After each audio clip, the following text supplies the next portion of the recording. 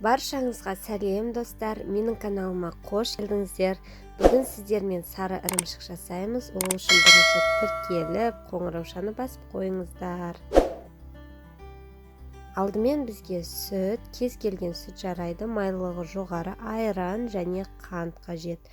Грамдарының бәрін төменде жазып қоямын. Сүтімізді газға қойып, сәл қайнатып аламыз. Қайнай бастаған кезде бетіне айранымызды құйып, біраз араластырамыз.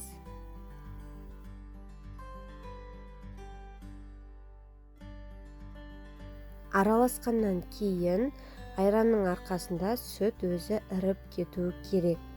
Яғни осылай болып іріп бастайды. Бізде міне сүтіміз осылай іріп бастайды. Сол кезде сары су бөлектенеді.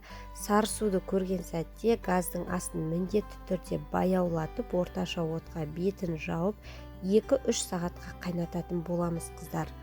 Мінекей осындай нәтиже шықты. Енді осының үстіне қантты салып араластырып аламыз. Егер де сіздерде су көп болып кетпей жатқандай болса, суын ақырын алсаңыздар болады. Ал егер де су өзіне сіңіп кетсе, онда тіптен жақсы болады.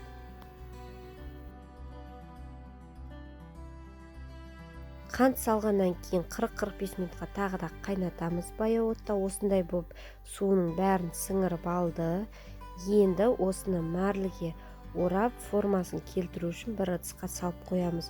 Ыдыс міндетті түрде шұңғыл және тесік болған дұрыс.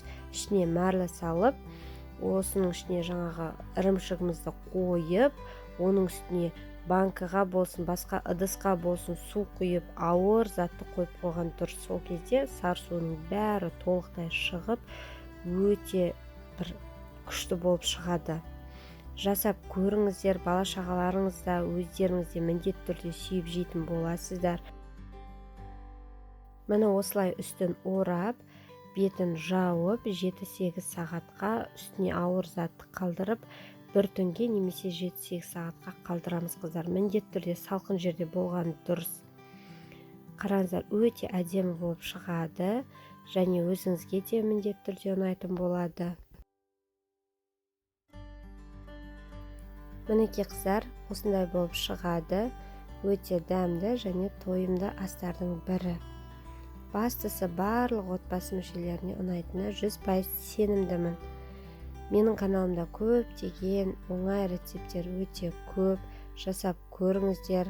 Каналыма тіркелуді және лайк басуды ұмытпаңыз. Және де егер де түсінбеген жерлеріңіз болса, міндетті түрде сұрақтарыңызды комментарияға қалдырыңыздар, міндетті түрде жауап берем. Сіздермен болған Айжан Ерболатқызы.